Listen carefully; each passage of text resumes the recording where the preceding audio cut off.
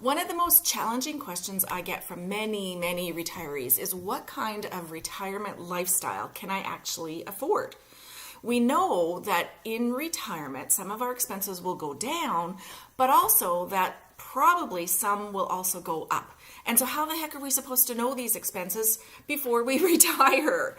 So today I'm just going to chat with you about the different phases that you'll go through and what to expect in each phase. I'm Maureen Dobransky. This is Life Starts at Retirement, where I share a retirement lifestyle video every Monday morning. Now, before I get into the ins and outs of the retirement phases, I have to say, I'm not a financial planner. This video is not financial advice.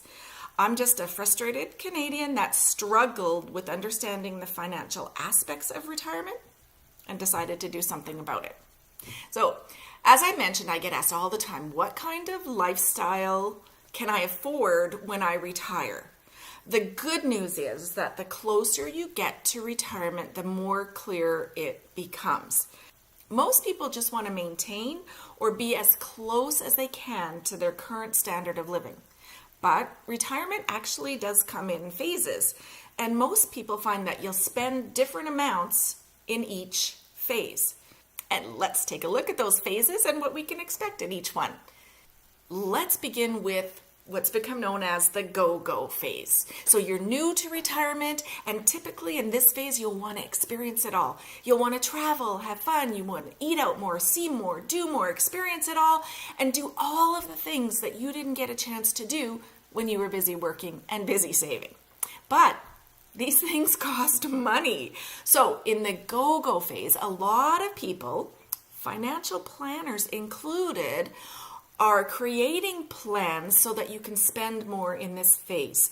In the older financial plans, they would take a look at how much money you have, estimate a rate of return, estimate your life expectancy, divide it by that number of years, and that's what you got every single solitary year. But now they're creating them differently so that there's more money that you can spend in this go-go phase. Now, I'm smack dab at the beginning of this go-go phase, and to me, one of my biggest challenges for this phase is right here.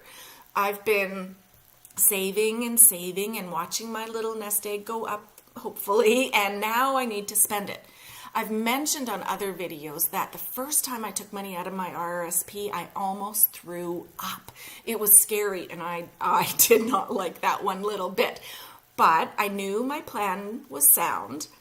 So what I had to do was I had to focus on the fun things that we want to do, the goals, the travel, the plans that we had in place. And in order to do those things, I knew I needed to spend the money. So the second phase is the slow go phase. So typically this phase comes anywhere from 72 to 75 years of age and lasts until around 85, depending upon your health. In this phase, you'll begin to slow down a bit. You no longer not want to do it all anymore. You still may travel, maybe 1 or 2 trips a year, most likely closer to home and shorter trips. And it seems as though you'll eat out less, you'll do less, you'll be content with less, but doing less and having less requires less income. So research has shown that your income requirement for this phase, the slow go phase, may decrease by about 20 to 30% when you're in this phase. Now, although today's retirees are living longer and more active lives than ever before, the last phase is what's called the no-go phase, where you slow right down. Now, what's challenging, a few things, is your no-go phase may last from a short period of time to 20 years. And even more challenging, I believe, is that in this phase, it isn't your normal day-to-day expenses that you're concerned about, because we know that in this phase your expenses drop right off. But the challenge is in planning for your health care and possibly your long-term care expenses. So this phase can go one of two ways depending upon your health. Expenses can go up to cover the cost of your health care, or if you're lucky enough to be healthy, expenses can go way down. But that makes planning very, very difficult. So what I've heard is to make planning a bit easier, most professionals recommend getting good healthcare insurance well before you might need it, so it's in place if you do need it. So my hope for each and every one of you is that you'll have so much fun and do so many amazing things. You'll do everything that you always wanted to do in your retirement and in your life, that when you do get to the no-go phase, you'll have so many wonderful, wonderful memories of your life. I'm Maureen Dobransky. This is Life Starts at Retirement, where we help make your retirement remarkable.